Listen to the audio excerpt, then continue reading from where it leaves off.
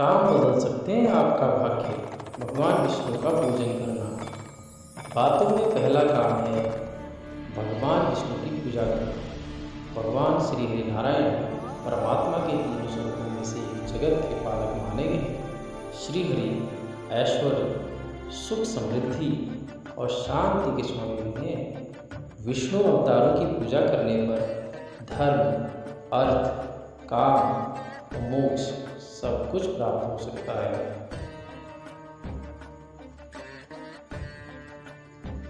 एकादशी का व्रत करना।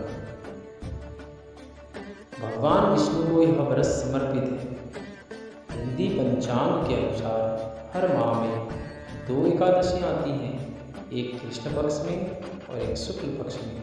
दोनों ही पक्षों की एकादशी पर इस व्रत को करने की परंपरा प्राचीन समय से चली आ रही है। आज भी लोग जो सही विधि और नियमों का पालन करते हुए एकादशी का व्रत करते हैं, उनके घर में सुख समृद्धि हमेशा बनी रहती है।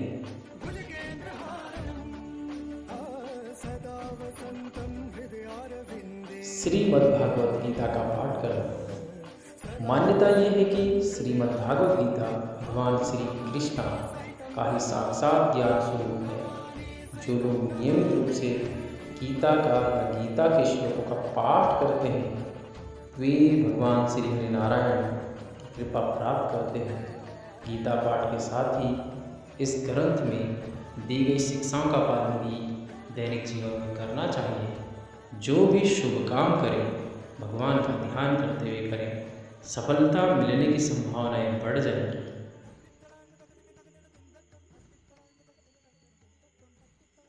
तुलसी की देखभाल करें। घर में तुलसी होना बहुत ही शुभ और स्वास्थ्य के लिए फायदेमंद माना जाता है। ये बात विज्ञान भी मान चुका है। तुलसी की महक से वातावरण में सूक्ष्म हानिकारक कीटाणु नष्ट हो जाते हैं। घर के आसपास की नकारात्मक ऊर्जा खत्म होती है और सकारात्मक ऊर्जा लगातार बढ़ती जाती है। साथ ही तुलसी की देखभाल करने और पूजा करने से देवी लक्ष्मी सहित सभी देवी देवताओं की कृपा हम पर प्राप्त होती है। गाय की सेवा करना। गौ यानी गाय का महत्व बहुत अधिक है। जिन घरों में गाय होती है, वहाँ सभी देवी देवता वास करते हैं। गाय से प्राप्त होने वाली प्रत्येक वस्तु जैसे दूध, मूत्र और गोबर पवित्र और स्वास्थ्यप्रद है। ये बात विज्ञान भी स्वीकार कर चुका है कि गौमूत्र के नियमित सेवन से कैंसर जैसी गंभीर बीमारी में भी राहत मिल सकती है। यदि गाय का पालन नहीं कर सकते हैं, तो किसी गौशाला में अपनी श्रद्धा और सामर्थ्य के अनुसार धन का दान किया जा सकता है, जिससे कि गायों की सेवा हो सके और उसका पुण्य हमें प्राप्त हो सके। हिंदू शास्त्रों में हिंदुओं को चोटी रखने का प्रावधान है। सिख, बौद्ध, जैन और अन्य धर्मों के अनुसार हिंदू धर्म के भी अपने कुछ रीति रिवाज और नियम हैं। जैसे भी धर्म में कुछ नियम, परंपरा और मान्यताओं के आधार पर होते हैं और कुछ नियम वैज्ञानिक महत्व के कारण, जैसे कि हिंदू धर्म में भी कुछ नियम हैं। चूँकि हिंदू धर्म विभिन्न वर्गों और समूहों में बटा है, तो जरूरत और परंपरा के अनुसार इन समूहों के नियम भी एक दूसरे से थोड़ी थोड़ी अलग होते हैं। जैसे पूजा पाठ, कर्मकांड और यज्ञ आदि से कार्य कराने वालों को चोटी रखना अनिवार्य माना गया है, तो कुछ समूह के लिए उसकी इच्छा पर निर्भर है। जब हम किसी को चोटी रखे देखते हैं, तो उसे पुरानी सोच वाला या कट्टर सोच का व्यक्ति मान लेते हैं। लेकिन यह बहुत कम लोगों को ही पता होगा कि चोटी रखने का सुश्रुत संहिता में चोटी रखने का कारण, महत्व का पूरा नियम है। यहाँ चोटी के महत्व और उसके वैज्ञानिक कारणों के बारे में बताया गया है। सुश्रुत संहिता में यह भी बताया गया है कि चोटी सिर पर कहाँ कितनी रखनी चाहिए।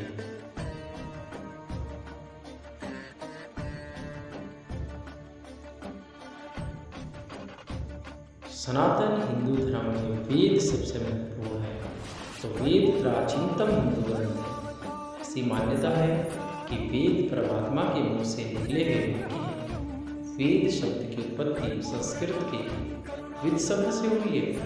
विद का अर्थ होता है जानना या ज्ञानार्जन करना, इसलिए वेद को ज्ञान का ग्रंथ कहा जा सकता है।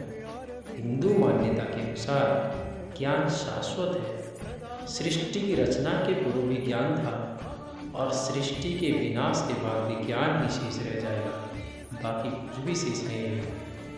चूँकि वेद ईश्वर के मुख से निकले और ब्रह्मा जी ने उन्हें सुना, इसलिए वेद को श्रुति भी कहा जाता है। वेद संख्या में 4 हैं: ऋग्वेद, सामवेद, अथर्ववेद और यजुर्वेद। ये चारों वेद ही हिंदू धर्म के आधार स्तंभ हैं। माना जाता है कि वेद में जो ज्ञान है, अगर उसे कोई डिकोड कर ले यानी कि समझ ले, तो वो परमात्मा को तुरंत प्राप्त कर सकता है। संस्कृत भाषा में लिखे इन वेदों की कुछ प्रतियाँ आज विलुप्त हो गई हैं और जो आज बची हैं उन्हें समझना आज भी थोड़ा कठिन हो जाता है, क्योंकि संस्कृत भाषा है ही इतनी जटिल हमारे लिए, क्योंकि हम संस्कृत की व्याकरण को ठीक से समझ नहीं पाए हैं। जिस दिन हम संस्कृत की व्याकरण को, संस्कृत को समझ पाएंगे, उसके अर्थों को समझ पाएंगे, तो हम वेद का और उनके अर्थों को समझने में सक्षम हो सकते हैं, जिससे कि वेदों में जो ज्ञान है, जो परमात्मा का ज्ञान है, ईश्वर के मुख से निकला है, उसको हम समझ करके अपना और मानव जाति को उद्धार करने में सक्षम हो सकते हैं। सनातन हिंदू धर्म में उपनिषद आत्मज्ञान, योग, ध्यान, दर्शन आदि वेदों में निहित सिद्धांत और उन पर किए गए शास्त्रार्थ सही रूप से समझने या समझाने के लिए जो प्रश्न तर्क किए जाते हैं, उनके संग्रह को उपनिषद कहा जाता है।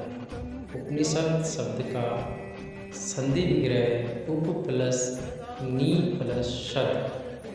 उप का मतलब निकट, नी का मतलब नीचे, शद का मतलब बैठना, अर्थात शिष्यों का गुरु के निकट किसी वृक्ष के नीचे बैठकर ज्ञान प्राप्ति करना तथा उस ज्ञान को समझने के लिए प्रश्न करना या तर्क करना। उपनिषद को वेद में निहित ज्ञान की व्याख्या कहा जाता है। पुराण वेद में निहित ज्ञान के अत्यंत गूढ़ होने के कारण सामान्य व्यक्तियों के द्वारा उन्हें समझना बहुत कठिन था।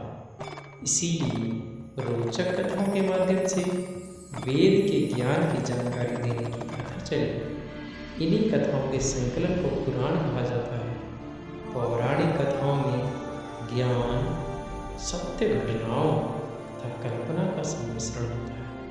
पुराण ज्ञान युक्त कहानियों का एक विशाल संग्रह होता है।